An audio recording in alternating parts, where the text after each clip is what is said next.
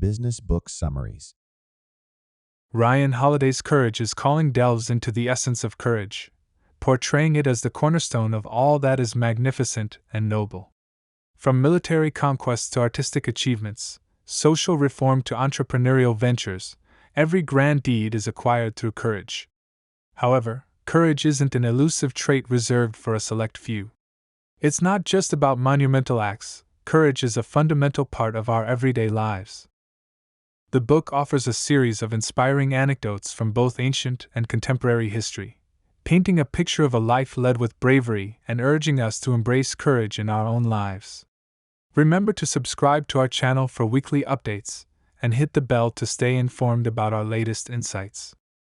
Before we delve further, remember that we regularly share new content.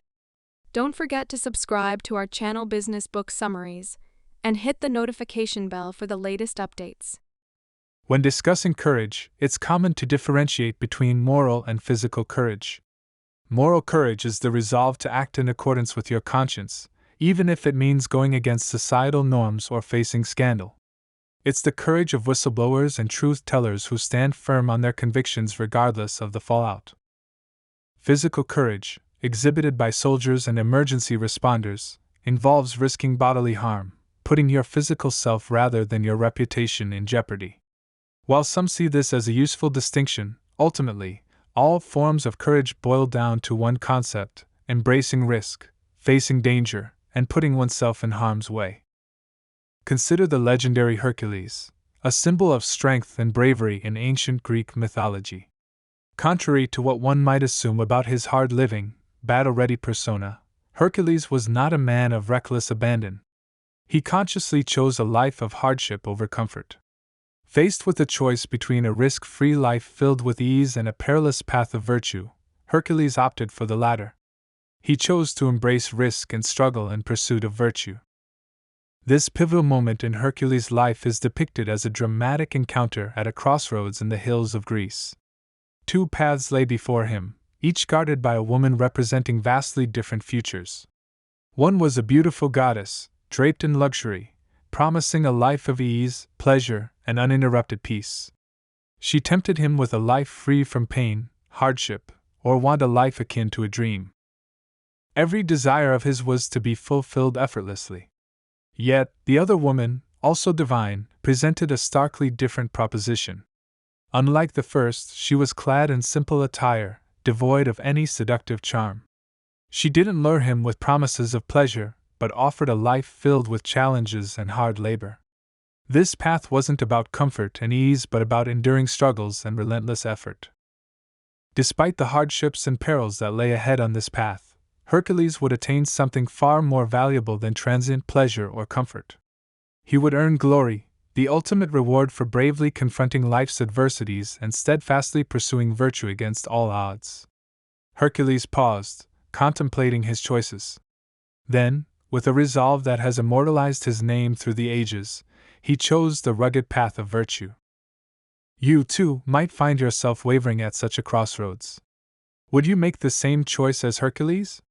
What is it that often holds us back from embracing courage? The answer, quite simply, is fear. In ancient Greek, it's called phobos. Fear is the arch nemesis of courage, yet paradoxically, it's also the very element that gives courage its meaning and purpose. After all, courage isn't about being impervious to fear or oblivious to risks. It's about acknowledging these fears and dangers and choosing to overcome them. Courage doesn't mean you don't feel fear, even the bravest among us experience it. What distinguishes the courageous is their ability to push beyond this fear. They recognize the risks, they feel the fear, but they proceed anyway. That's the essence of courage, moving forward despite the fear, not in the absence of it. So, how exactly do the courageous overcome their fears? To understand this, let's revisit ancient Greece, where Pericles, one of the most renowned statesmen in Greek history, provides a compelling example. A distinguished Athenian, Pericles often led the city's troops during his extensive political career. On one occasion, his soldiers were paralyzed by fear, not due to an impending invasion or lack of resources, but because of a severe storm. They interpreted the tumultuous weather as an ominous sign, a dreadful omen. However, Pericles saw things differently. To address their fears, Pericles gathered his men and, with 2 large stones in hand, clapped them together, producing a sound similar to thunder. While he lacked the scientific understanding to explain meteorological phenomena, his demonstration was effective. He equated the sound of thunder to the noise of colliding winds, just like the rocks he clapped together. His message was clear: there was nothing inherently terrifying about the storm. Pericles teaches us a valuable lesson about confronting fear. When faced with anxiety or dread, it's crucial to examine and understand the root of your fears. Often, when scrutinized through the lens of logic and reason, many perceived threats lose their power and become less intimidating. Unexplored fears can loom larger and more menacing than they truly are. The key is to dissect and understand them. While some fears may be grounded in reality, others are as innocuous as the sound of clashing rocks or distant thunder. Don't merely dismiss your fears, instead, define and understand them. Vagueness tends to amplify fear. When things are clearly outlined, you can set boundaries and understand their true extent. However, when something remains shadowy and undefined, it's much harder to assess and contain the perceived threat. Fear has a way of distorting reality, magnifying threats, and leading to misconceptions. But ignoring your fears isn't the solution. Instead, you should confront them, think about them, and measure their actual size and impact. Avoid turning away from what frightens you, this only makes it appear more daunting. A more effective strategy is to face your fears head-on, to observe and define them, to understand their true dimensions. Tim Ferriss, a well-known writer and entrepreneur, advocates for a technique known as fear setting. This involves identifying, detailing, and confronting the fears that hold us back. By doing so, you can better understand the real risks and decide how to navigate them, reducing the hold fear has over your decisions and actions. In life, embracing a strategy that has been around for centuries can be incredibly beneficial. This approach, known as premeditation malorum or the premeditation of evils, was practiced by the Stoics, ancient Greek and Roman philosophers renowned for their wisdom. Seneca, a prominent Roman Stoic philosopher and writer, advocated for this method. It involves envisioning potential misfortunes and adversities that life might throw your way.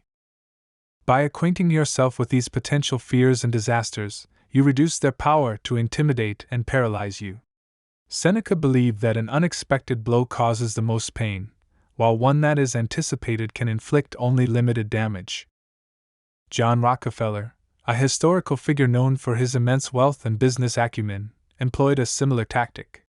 He would regularly challenge himself with the question, suppose the oil fields gave out? This meant constantly considering the worst-case scenarios for his business empire and staying prepared for any eventuality.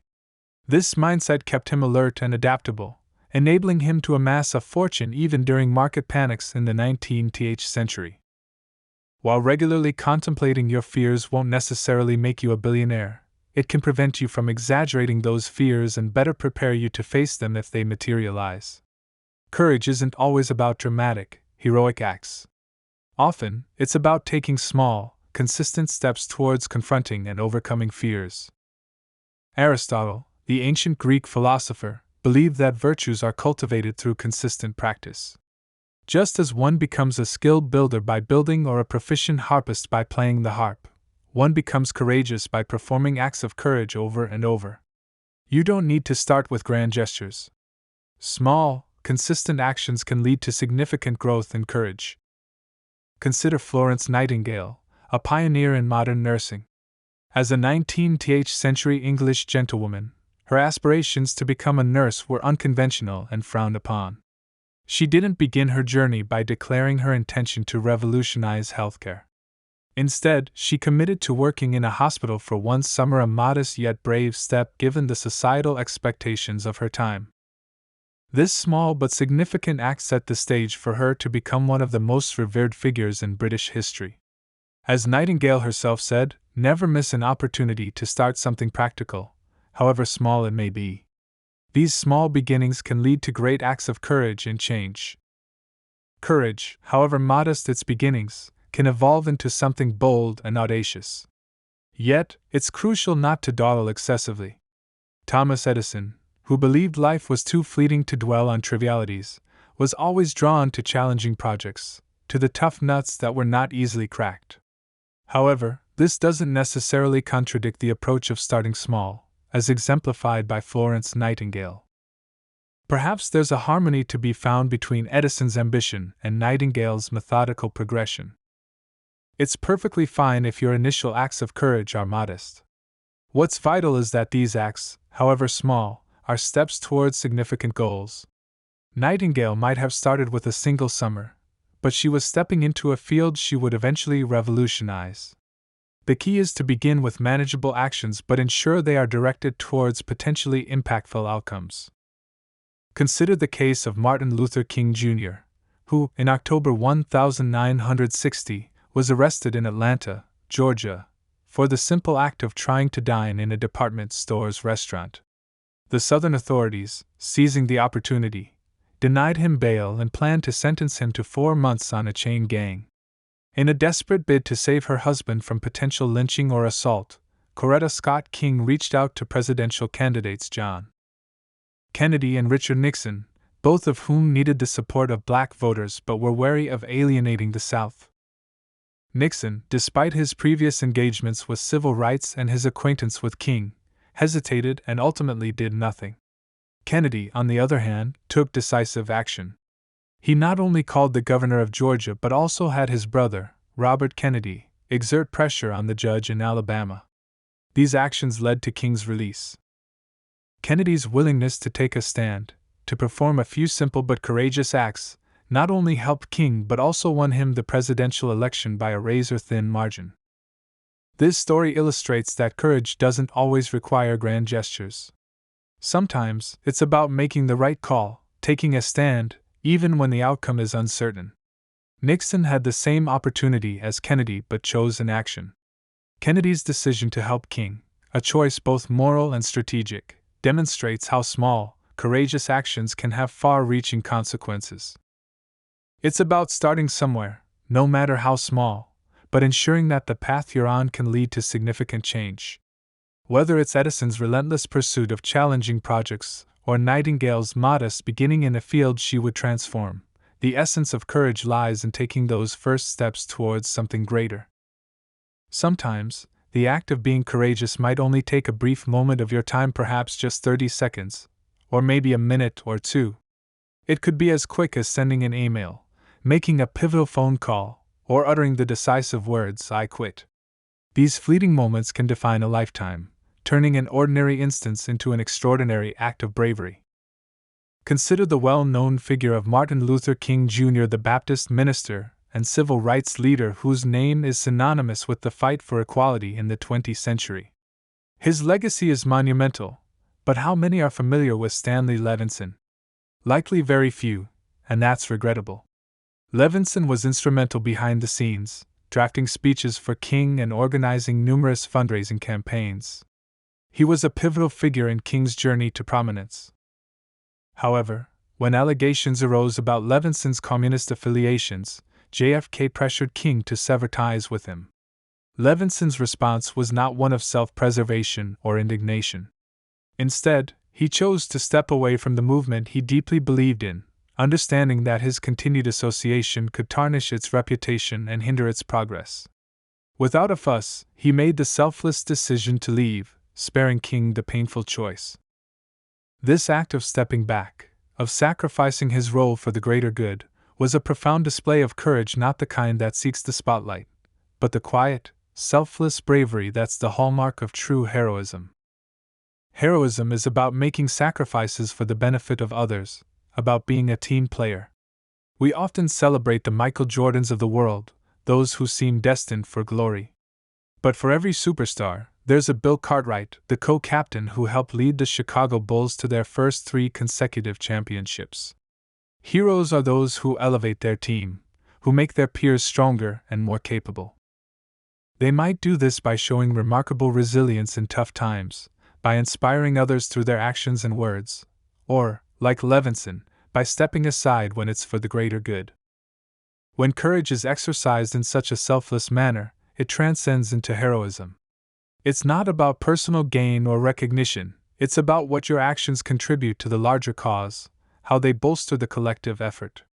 Heroism is the application of courage for the benefit of others, a noble endeavor that often goes unnoticed but is crucial for the advancement and betterment of society.